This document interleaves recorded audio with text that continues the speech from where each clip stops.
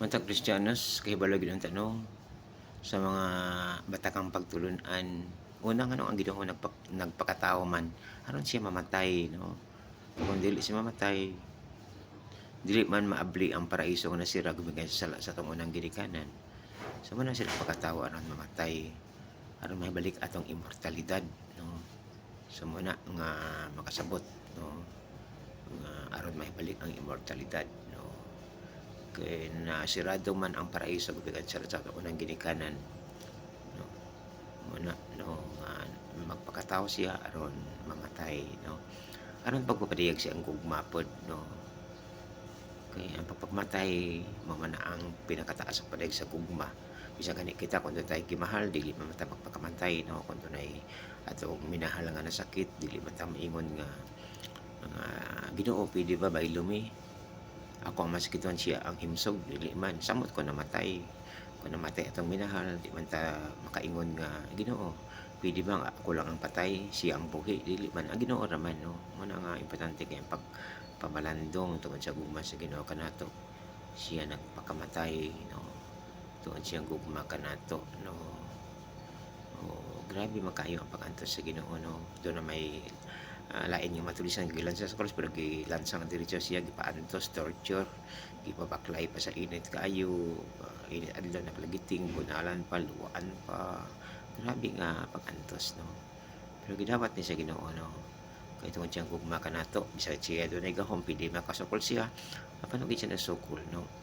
Kayo man na ang pagtulunan, no? Kung kita pod gilutos kung dili ta mosukol daog kita pero kung nisukol kita nagtumoy kita naglibot ko dito sa mga tao o gusto kitang manimalos so pilti kita daog ang yawa, no? Mao man na ang kuano nga kung butang makadaog pagpaubos, no? Pasaylo, no?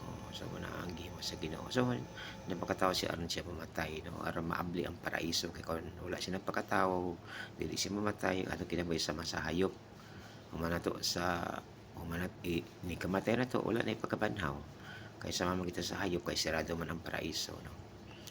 Ikaduha ka rason nga nung Ginoo nagpakatao miani sa kalibutan aron pagtudlo sa kalibutan kinsa kon sa ang Dios, no?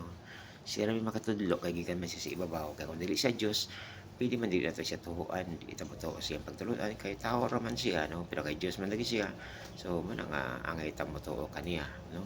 Pagpadiyag pud ni nga kay usa man ang Dios kay siya may nagbuhat sa kalibutan naguba man kini siya ray say makaayo kay kung tao ra siya di man siya makaayo, no?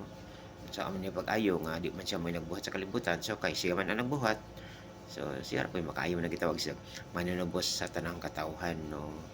Manluluwas manunubos, no? Uh, angayan siya kay kung tao ra siya ayang pagpakamatay para ra pod sa usa ka tawo, no? Pero kay Dios man siya so ayang pagpakamatay para sa tanang tawo sa kaniadto sa karon ug sa maabot, no? So ang Ginoo nagpakatao aron tudloan ang mga tao sa hustong pagtulunan, no? Pagtulunan sa nagpapahulay, pagtulunan sa gitawag mga mahugaw, o pagtulunan sa gugma, labi na kaning gugma gayud, no?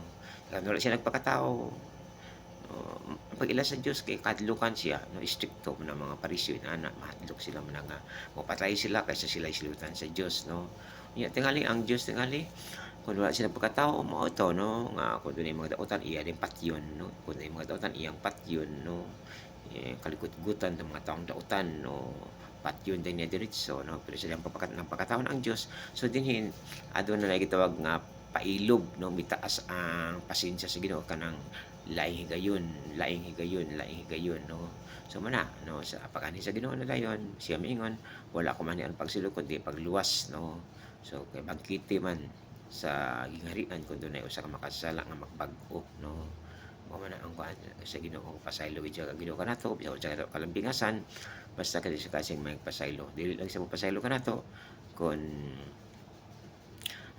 kita dili mo pasaylo sa isa ka tawo so ato kada inumduman kanunay, no? Importante kaayo, no? Kanang pagbuhat og maayo nga sa katawo kay pamalit bay sa Ginoo mao pa nang labi na kusugo igumay mo sa katawo sama sa imong kaugalingon ug Ginoo nagsulti bisan unsa imong gihimo sa imong katawo imo kanang gihimo kanako so kung naa ka na pagsabot so kanang ato sa katawo man ang dagway sa Ginoo so dili ato pasakitan kay ato sa pasakitan ang Ginoo ato pasakitan kun wala ato sa pasaylua ang Ginoo wala ato pasaylua so kay dagway man na sa Ginoo so ato nang magbatag maayo niya daotan. So kun ani ang mga pagsabot sa mga Kristiyanos, so wala ni mamatay kay walay pagkaon 'no, mamatay kay walay tambal 'no. Kay matabang naman ang mga Kristiyanos kay naa naman pag ila nga naong man na sa Ginoo 'no. So mahal man ako ang Ginoo. So wala naman ta pero mga Kristiyanos kay wa man kakasabot 'no. Wala pa man nakasabot. So muna ang nagumot kay karon ang kalibutan kay daghan sa mga Kristiyanos wala man nakasabot sa batakan nga pagtulunan.